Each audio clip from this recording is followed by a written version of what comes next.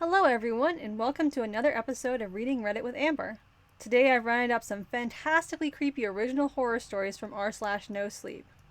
I will warn you, some of these may be a little disturbing for some, so viewer discretion is advised. Like with the r/Let's Not Meet stories, I'll be using spooky music in the background here, so I've made a version that is better for listening to with headphones and one that is better without headphones. You are listening to the headphones version. For the no headphones version, click the link in the description below. Our first story today is Something Walks Whistling Past My House Every Night at 3:03 by Grand Theft Motto. Every night, no matter the weather, something walks down our street whistling softly. You can only hear it if you're in the living room or the kitchen when they walk by, and it always starts at exactly 3:03. The sound starts faint, somewhere near the beginning of the lane near the Carson place. We're towards the middle of the street, so the whistling moves past us before fading away in the direction of the cul-de-sac. When I was younger, my sister and I would sneak into the kitchen some nights to listen. Mom and Dad didn't like that, and would catch heck if they found us out there, but they were never too hard on us since we always stuck to the one big rule. Don't try to look at whatever was whistling. My neighborhood is a funny place. I've lived here since I was 6 and I love it. The houses are small but well kept, good-sized yards, and plenty of places to roam. There are a lot of other kids here my age. I turned 13 back in October. We grew up together and would always play foursquare in the cul-de-sac or roam around from the back porch to back porch in the summer. This was a good place to grow up. I'm old enough to see it. And there's only the two strange things here, the night whistling and the good luck. The whistling never bothered me much. Like I said, I couldn't even hear it from my bedroom. But my mom and dad don't like talking about it, so I've stopped asking questions. My dad is a strong guy, tall and calm. He has an accent since he moved to the US as a kid. His family, my grandparents, they're from the islands. That's what they call it. My dad, the only time he isn't so calm is if the whistler comes up. He talks a little quicker then, eyes move faster, and he tells us not to think about it so much and to always remember the one rule, the big rule. Don't try to look outside when the whistler goes past. Not that we could look even if we wanted. See, there are shutters on the inside of every window, thick pieces of heavy canvas that pull down from the top and latch to the bottom of the window frame. Each latch has a small lock about the size of what you'd find on a diary. My dad locks those shutters every night before we all go to bed and keeps the key in his room. My mom, I don't know what she thinks about the whistling. I've seen her out in the living room before at 3:03 when the sound starts. I could see her if I cracked my door open, just an inch to peek. She's not out there often, at least I haven't caught her much. But once or twice a month, I think she sits out there on our big red couch just listening. The whistler has the same tune every night. It's cheerful.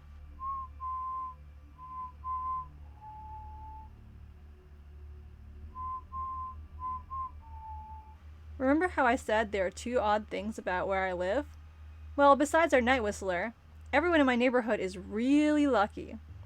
It's hard to explain, and Dad doesn't like us talking about this part much either, but good things just seem to happen to people around here a lot.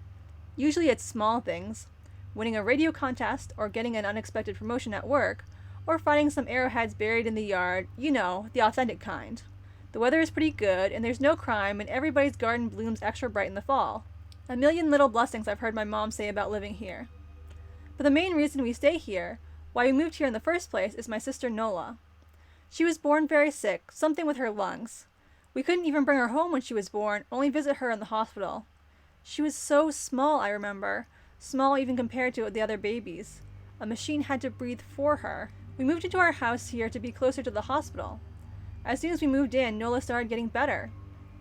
The doctors couldn't figure it out. They chalked it up to whatever they were doing, but we all could tell they were confused. But my parents knew, even I knew, Nola getting better was just another of the million little blessings we got for living in our neighborhood. So that's why we stayed even after we found out that, for every small miracle that happens here every day, now and then, some bad things happen. But they only happen if you look for the whistler. See, our neighborhood has a welcoming committee.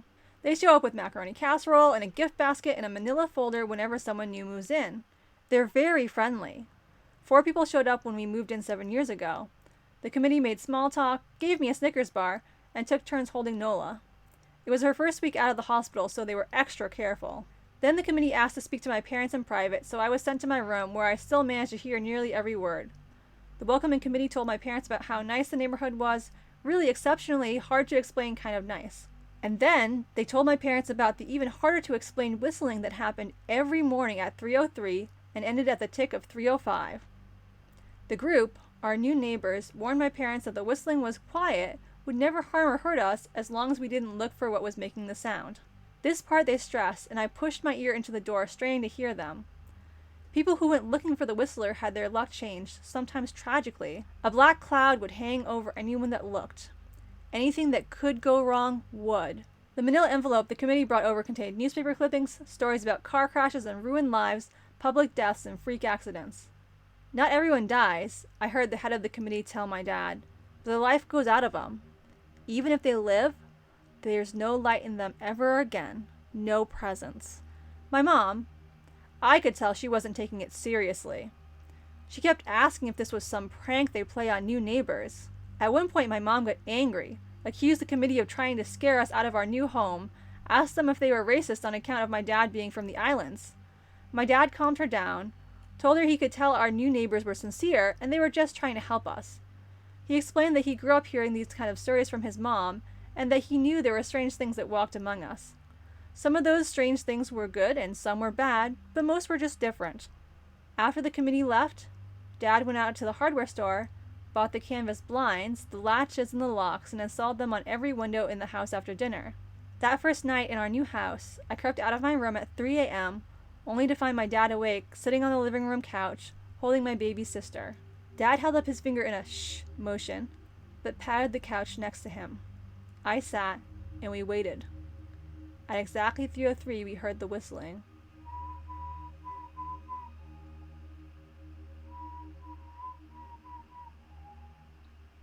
It came and it went just like our neighbors said. The whistling returns each night, and we never look, and we enjoy our million little blessings every day. Nola breathes on her own, and she's growing into a strong, clever girl. My dad even joined the welcoming committee. We don't get new neighbors often. Why would anyone want to leave? But when a new family moves in, my dad and the committee bring them macaroni casserole, a gift basket, and the manila folder. I can always tell by the look on my dad's face when he comes back if the family took the committee seriously, or if we'd be getting new neighbors again very soon. Not long ago, a family moved in directly next to us. The previous owner, Ms. Maddie, passed away at 105. She'd lived a good long life. Our new neighbors seemed like they'd fit in just fine. They believed the welcoming committee, took my dad's advice about locking the shutters since they had a young child of their own. Whatever newspaper clippings were in the manila envelope, whatever evidence, my dad never let us see. But I imagine it must have been awfully convincing since our neighbors got along with no issues for the first month. One night, when our new neighbors had to leave town, they sent their son Holden to stay with us. He was 12, a year under me in school. I didn't know him well before that night, but as soon as his parents dropped him off after dinner, I could tell it was going to be a bad time. Do you know who was always out there whistling every night? Holden asked the moment the adults left the room. The three of us were sitting in the den, some Disney movie playing idly on the television. My sister and I exchanged a glance. We don't talk about that, I said. I think it's that weirdo that lives in the big yellow house in the corner, Holden said. Mr. Tolles? My sister asked. No way, he's really nice. Holden shrugged. Must be a psycho killer then. Nola tensed. We don't talk about it, I repeated. Let's go in my room and play Nintendo. We spent the next few hours playing games, eating popcorn, and then watching movies. A typical sleepover, but I could see Holden was getting antsy. After my parents had wished us a good night, locked the blinds, and gone to bed, Holden stood up from his beanbag and walked over to where Nola and I were sitting on my bed. Have you ever tried looking? He asked. It's nearly time. Like most sleepovers, we'd conveniently ignored any suggestion of a bedtime. I was shocked to see that he was right. It was almost 3 a.m. I sighed. We don't. See, I can't even try to look because my dad locks the blinds every night and hides the key, he continued, ignoring me.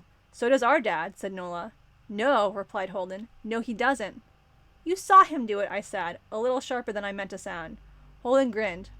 Your dad locks the blinds, yeah, but he doesn't hide the key. He keeps it right on his normal keychain.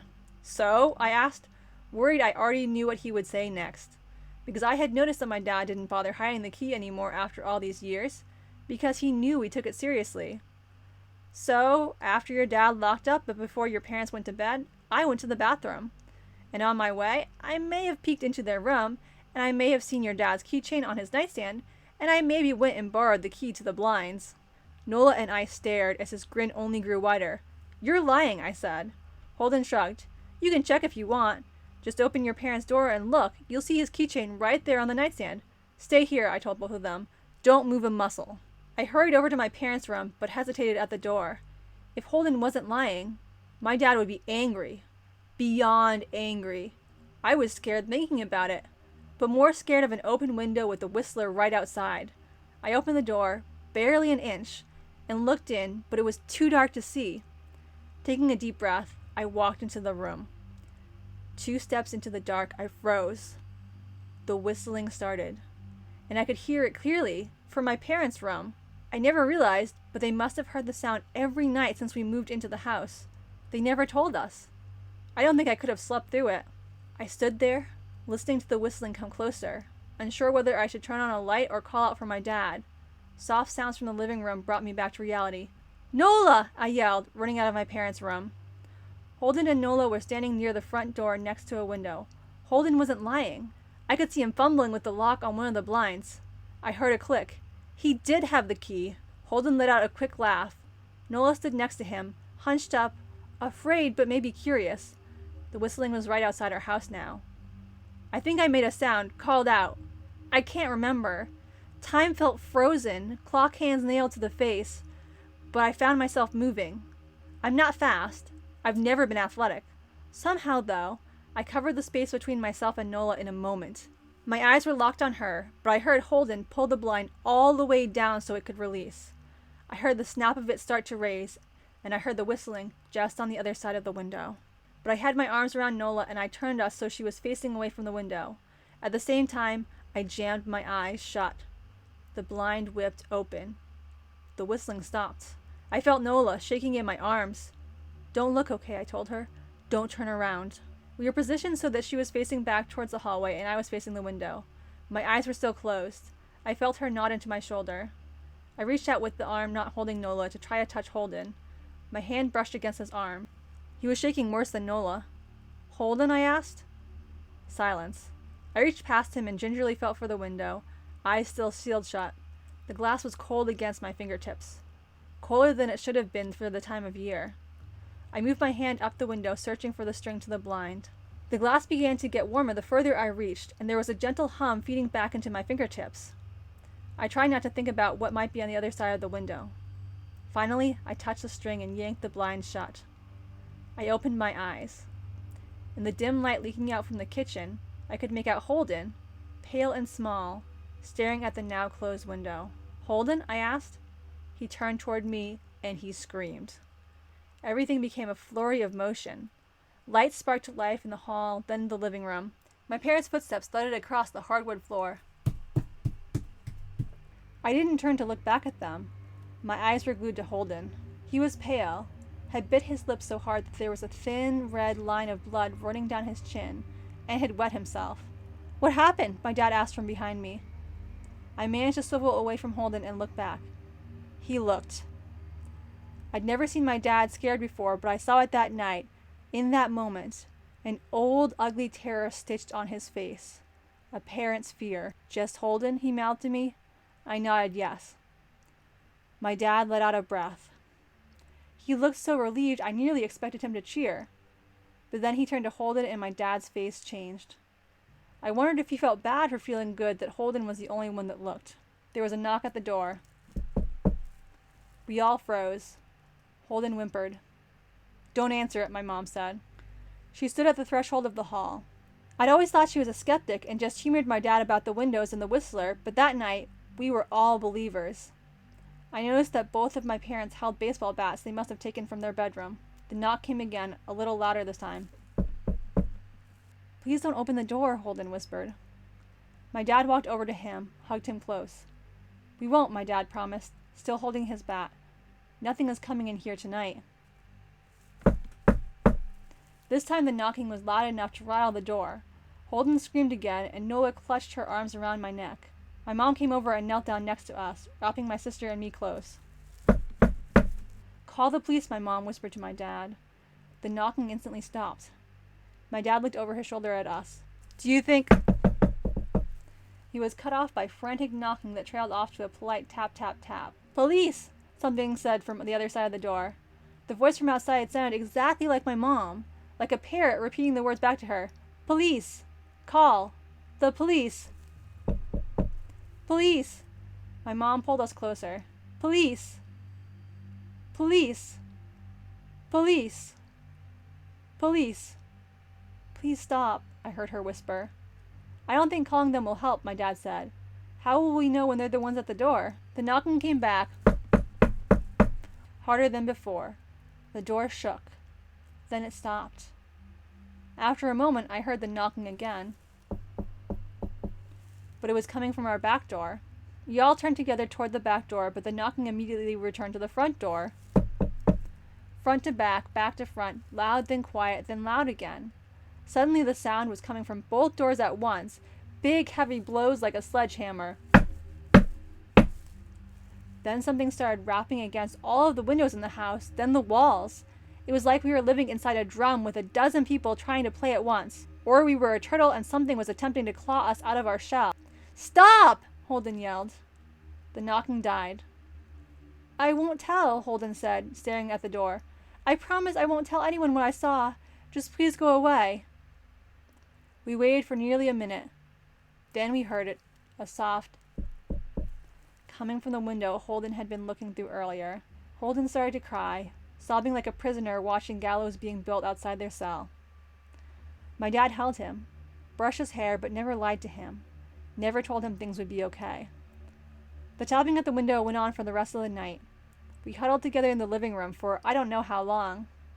Eventually, my mom tried to take us kids into my room while my dad stayed to watch the door. But the second we moved into my bedroom, the knocking came back, so loud that it was impossible to ignore. I was afraid the door couldn't take it. We went back to the living room and the knocking stopped. Only the on the window remained. None of us slept that night. The tapping stopped around 7 a.m. That's about the time the sun comes up here.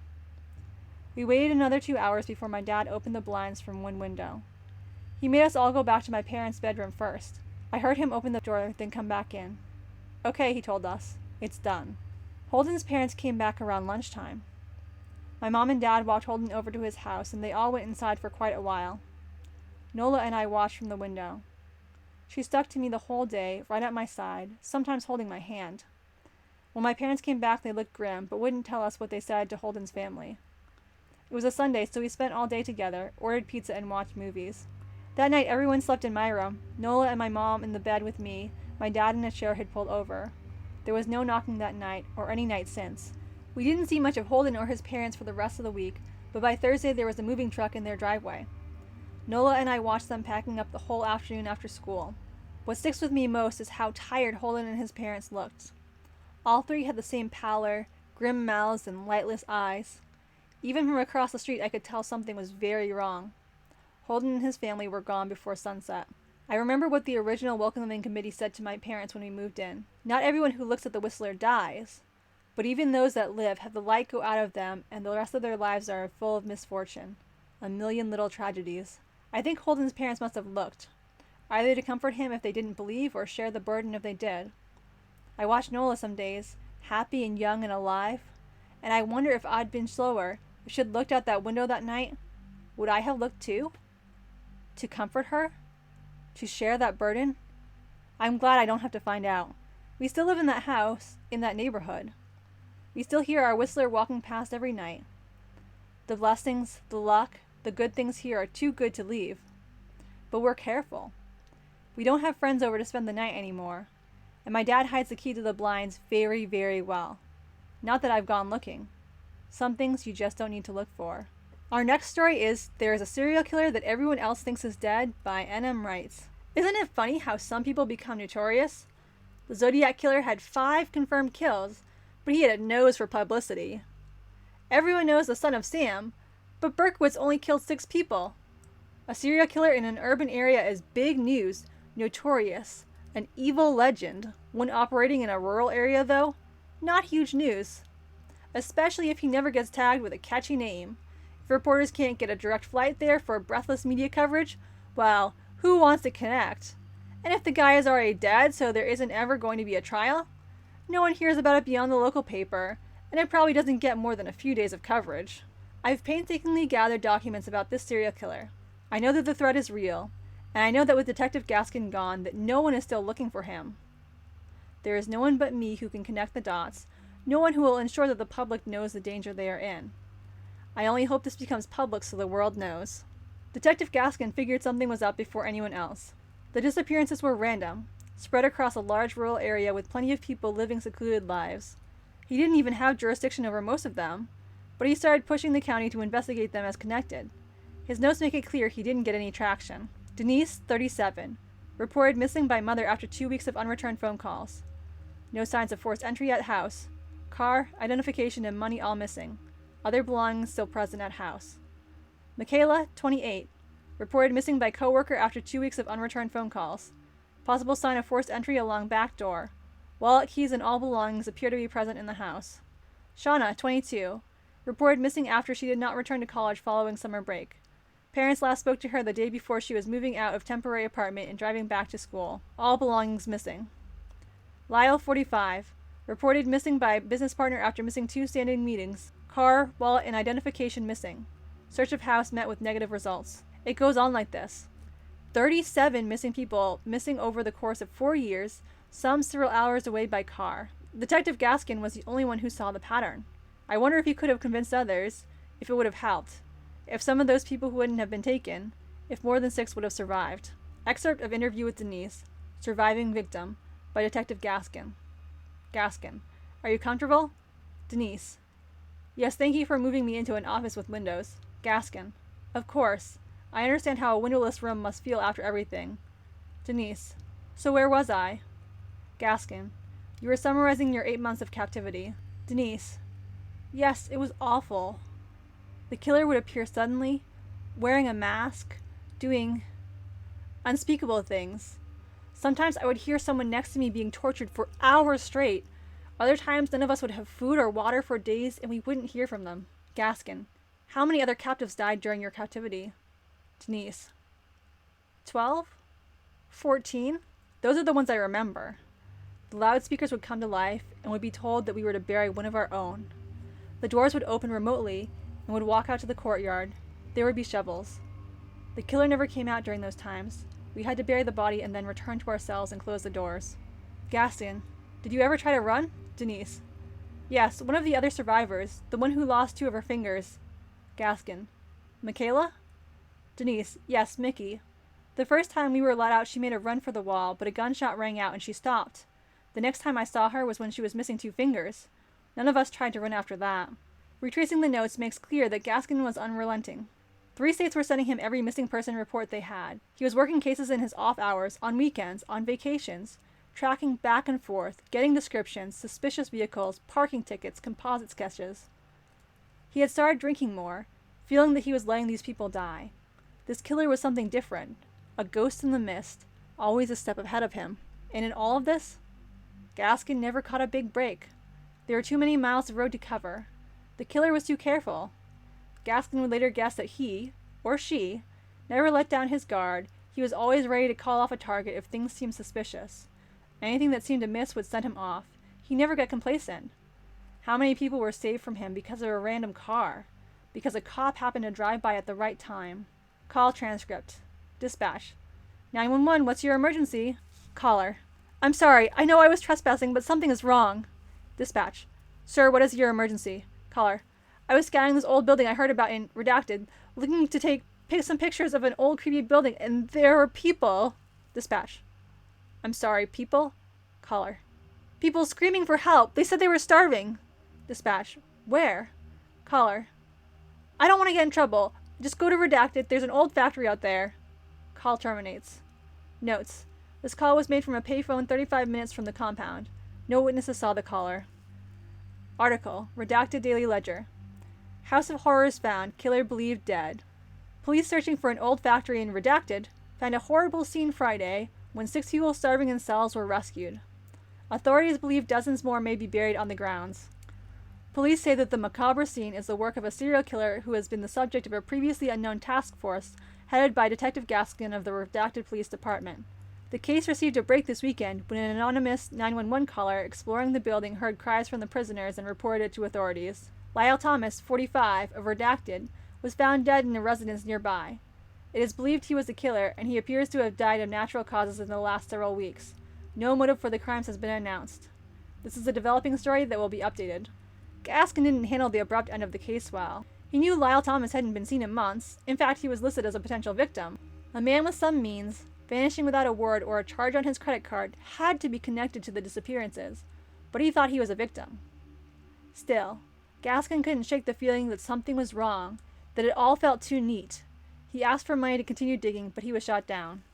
Ever since the department faked the creation of some task force to hide the fact that they had ignored Gaskin's warnings for years, it should have been clear that he was never going to get the answers he wanted. He got a commendation and a warning to let it go, that the case was closed. So his drinking habit became a full-fledged problem. He would sit at home at night, poring over the file and looking for what was missing, listening to the 911 tape and trying to figure out what he wasn't seeing. He started calling in sick and seemed disheveled whenever he left his house. His suicide 6 months later didn't really shock anyone. They all knew he had struggled. Everyone said it was the feeling that he could have done more that led him to put the gun to the side of his head. That wasn't really it, though. Within a year, all 6 survivors were either missing or dead. Denise, Michaela, Chris, Alyssa, Emily, and Kathy. Alyssa, Emily, and Kathy died under suspicious circumstances, hit-and-run car accidents, overdoses at home despite previously showing no signs of substance abuse.